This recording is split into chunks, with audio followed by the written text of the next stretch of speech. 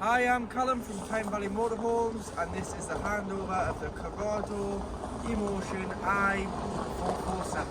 So starting the walk around on the driver's side of the motorhome first, the first point you get to is how you hook the vehicle up to mains electric. So you've got your hookup point on the vehicle, you get your hookup lead, you'd lift the collar, slide it on here, then hook the side up and do it in reverse order when unhooking or charging the vehicle at home to avoid you getting electric shock from the lead. Habitation door opens off the key, so you've got a key that opens the habitation door, and you've got a safe lock on there, so you can put your safe lock on when storing the vehicle. Never have this on when you're travelling in case you need to get out this vehicle store for any reason. Awning and awning light, we can show you your awning on collection because it's a bit windy here now.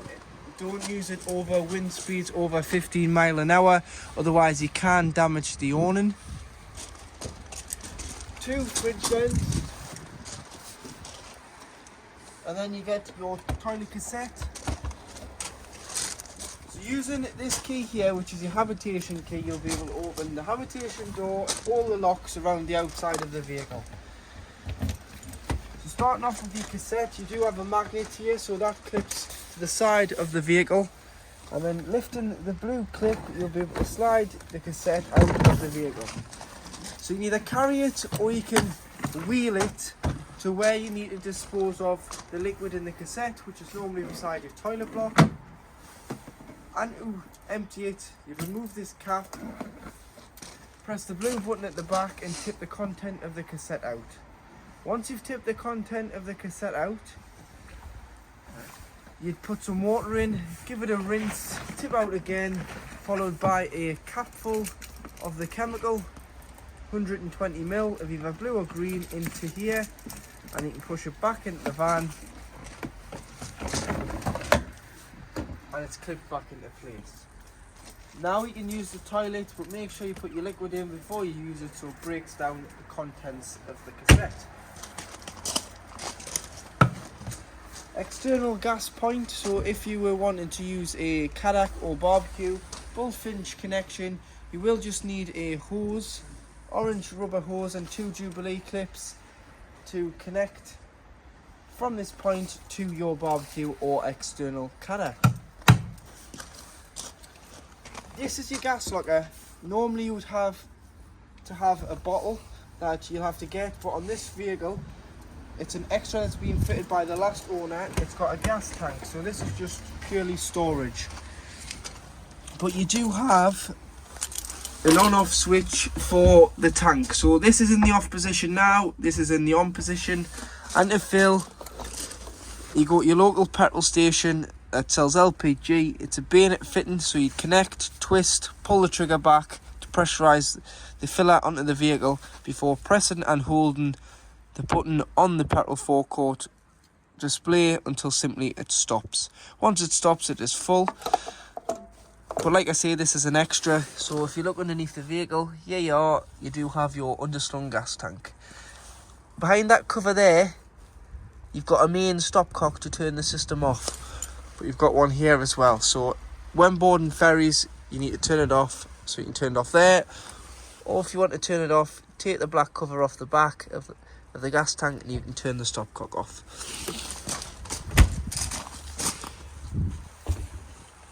Now in your garage area,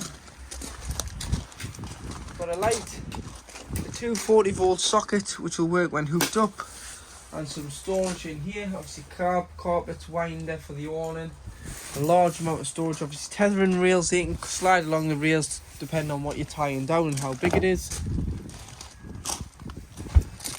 Another safe lock on here, so using this key here, you can turn that over and lock it into place. So that's it locked if you're storing the vehicle. On the back of the motorhome you do have a high level brake light, a reversing camera and 2 bike rack, so that'll pull down. There's 2 cable ties on there at the minute, so I'll get them cut off. This will pull down bike's on the rails. These go through the spokes to tie the wheels to the rails, and then there's two crossbars handles that would go on here, which will get fitted to hold the top of the bike. Same for the other side of the garage, but a smaller door this side. This is your flue for when operating the system on gas. That's your boiler and your hot water system. Obviously it operates on electric as well, but when operating on gas it allows fumes out of here.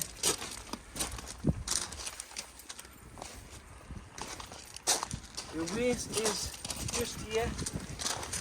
So you've got a key that goes on here, handle, and you can turn that over and that'll allow your dirty water out of the vehicle. Normally you would drive over a grid on the way out of your site to deposit this. Make sure this is left open in the winter so no water can freeze from your dirty water, which is your shower, your hand basin and anything you've put down the kitchen sink. To fill the vehicle with water, you need to get yourself a hose pipe and some hose pipe fittings, as it's mainly just a brass tap on site. This is lockable via the cap, goes into there, fill it until it either overflows or until you look on board and you've got enough water on there. Diesel filler opens with the main ignition key. An AdBlue 19 litre tank on a Carado. It will come up between the temperature and the fuel gauge when it needs AdBlue. It looks like an exhaust light. Buy it on the pumps, it's about 150 a litre. You can buy it in the drums and keep a drum in the garage for emergencies, and you can fill it with AdBlue. And that just cleans your catalytic converter out at a certain temperature. Underneath the passenger seat is where you'll find your electric block unit. So it's got all your fuses in on 12 volt. So do carry some spare fuses with you, and you can replenish the fuse should it blow. Engine battery lives underneath the cab floor, and your bonnet release is here on the side of the dashboard.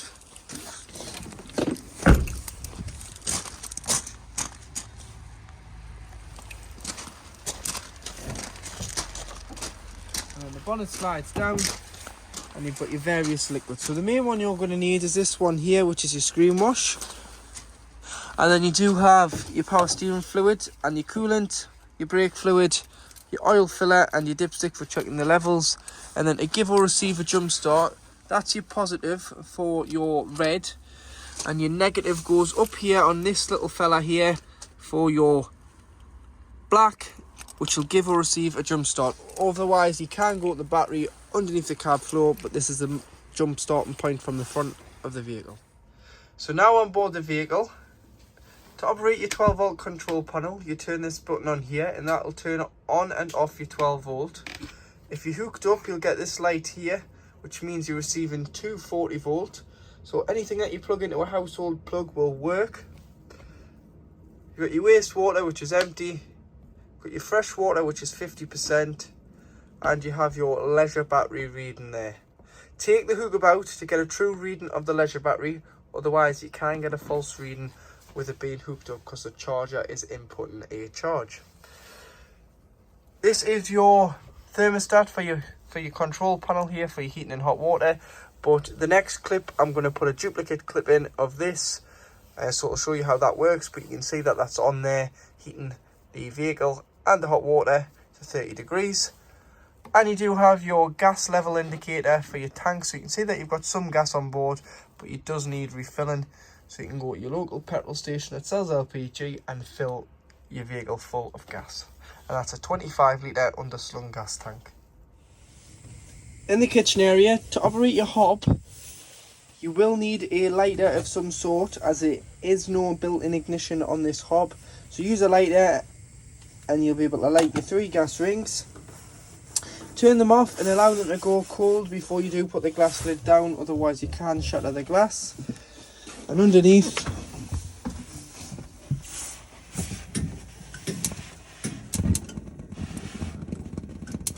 you've got your grill, and below your grill you've got your oven. To isolate any gas appliance that you think you may have a problem with, you can turn the main gas supply off from the gas locker, or you can isolate each individual appliance here, so they're all labelled on what they do, And to turn them off, you turn them like that, and to have them on, they'd be in that position. 240 volt socket.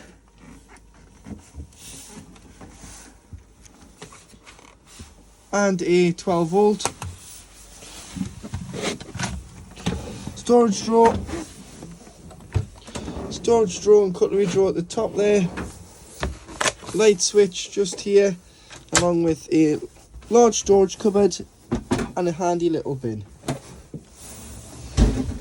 To open the overhead lockers throughout the vehicle, you need to push the catch in behind and you'll be able to open them up, and you do have a cup and plate rack holder in there, along with some more light switches and another 240 volt socket. So this is just showing that your hot water is working and the water is to temperature. As you can see, the steam coming off the water, so the hot water system is working as it should. To operate your Thetford fridge, you've got an on-off button here, so you'd press and hold to turn it off and press and hold to turn it back on. E stands for automatic energy selection, and it's gone to a picture of a plug. That means it's running on mains electric, and A stands for automatic energy selection, like I've said, so it'll pick the best source available at the motorhome at any one time. So yes, we've got gas on board, and yes, we're hooked up, but it knows to use electric before gas. If I was to unhook the vehicle, it would switch over to gas by itself and self-ignite. If I was to start the vehicle's engine, it would switch over to the 12 volt setting from the alternator and go to the battery setting, which is from the alternator when the engine's running, not from the leisure battery. But the temperature of the fridge has to be down to temperature before you can use this setting. So it's no good putting your shopping in and driving 3 hours and thinking, oh, the 12 volt's going to chill it. It's not. You've got to have had it hooked up or on gas with the shopping in down to temperature the night before you set off. But it's a great feature to have if you have done that, or if you are moving from one site to another and you've been on site with the shopping in the fridge a couple of days beforehand, or even a night beforehand, because it'll be down to temperature. Temperatures here, so 5 being the coldest, 1 being the warmest, and then you've got this setting here which just stops the control panel from getting condensed up with the fridge being and freezer being on. If you were manually wanting to switch the source, you just press here, so you can see the A is gone, it's on mains 240 volt, it's on battery, code 7, loss of 12 volt because the engine's not running, or it's on gas. Note with the automatic energy selection, if you've left your gas on and you have pulled over to put fuel in and you've knocked the engine off, it's lost the 12 volt feed, it's lost the 240 volt feed because you're not hooked up. It can't find gas for 20 minutes once the engine's knocked off. It's a safety feature, so you can safely fill the vehicle with fuel and leave that petrol forecourt without causing any issues. So you do just have to manually turn it on to gas for the first 20 minutes if you are wild camping, before you can put it back on automatic and it'll self-ignite. When leaving the vehicle unattended and turn your fridge off, pull the 2 little toggles out and leave the doors open on the fridge. Just stops the air from being trapped and the smelliness forming from the air being trapped in the fridge and freezer box.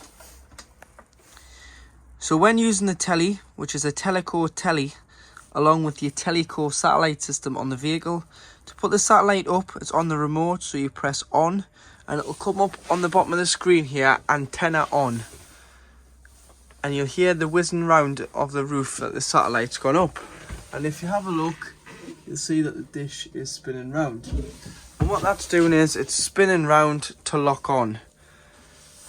But what you've got to do is press menu on the remote, hit channel, and you want to go to an auto tune, click enter, come down to Astro, and you want it to be Astro 2 8.2. So you've just got to scroll along. So not that one. Not that one. That one I think it is, which is Astra 2 28.2 East. And you can do a retune.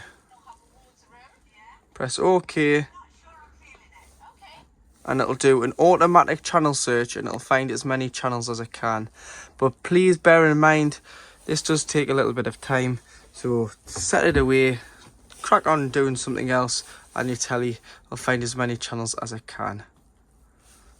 And it will pull in loads of channels, about 600 channels. Some of them will be duplicate channels, and some of them will just come up no server. You'll just have to flick through them and find the channels that you want. But it'll bring in your main Freeview TV channels. So in the centre of the vehicle you do have your washroom. So this acts as the toilet door or the bedroom door. You have your shower this side, so always make sure this shower screen is tied in place when travelling. And you do have a hanging rail for wet towels, but also doubles up if you've been caught out in the rain with your coats. Put a few hangers on there and hang your coats, and it'll drip dry into your shower. And remember, when you winterise a vehicle, where you want to make sure that the vehicle is eliminated of all water in all tanks, leave your mixer taps open and unscrew your shower head from this pipe, and just lie this pipe down in the shower tray to stop any water from coiling up and potentially freezing. On this side you do have your toilet, so you've got your toilet light underneath the sink and some storage. But to operate the toilet, this blue button is your flush button, and it comes from your main freshwater tank. So you give the toilet a flush. So always flush your toilet first.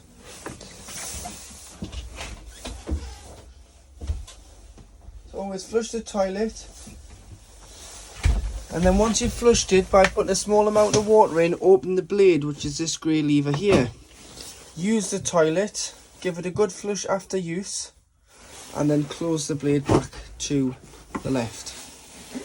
So like I said, that button's your flush,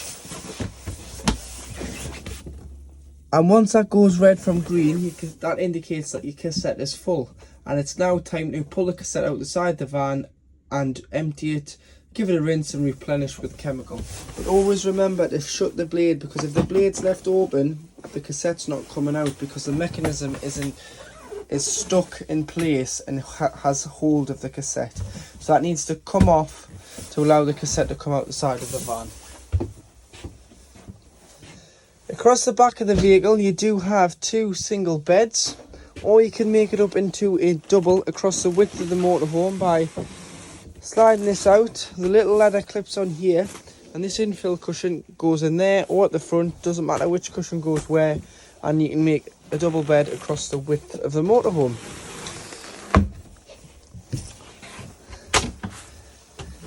Storage in here, and in here, and you've also got your boiler drain in the bottom of this one. So your boiler drain, it's very important to drain your boiler out at a certain temperature. So once it gets to 3 degrees, this will automatically pop out. I'll just put my light in here. So you'll notice this is an anti-frost control from Truma. So you can read up on this if you want. There's loads of videos on these.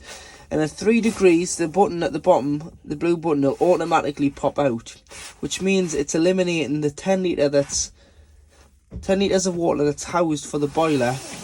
It'll drain out directly underneath the van. If you want to push the button back in, you can, but obviously it needs to be warmer than 3 degrees. And if you manually want to drain it down, you just turn the diamond on the top and the button will pop out anyway, and this will drain off the water. You want to make sure that you're draining your vehicle off when you're not using it from the back end of October to March, when we're experiencing winter, to avoid on a cold frosty night the water from freezing.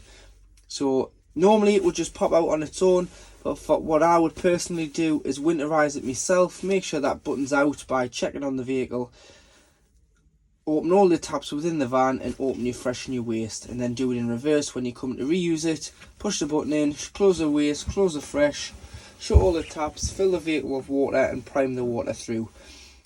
On the hot side of the tap, when you open the hot side of the tap, once you've filled that back up with water, it will take a while for the water to come through, and that's only because it's pressurising the boiler by transferring the water from the fresh tank to the boiler, filling it with 10 litres so it'll cough and splutter until you get a free flow of water from the hot side. Then your system is then primed.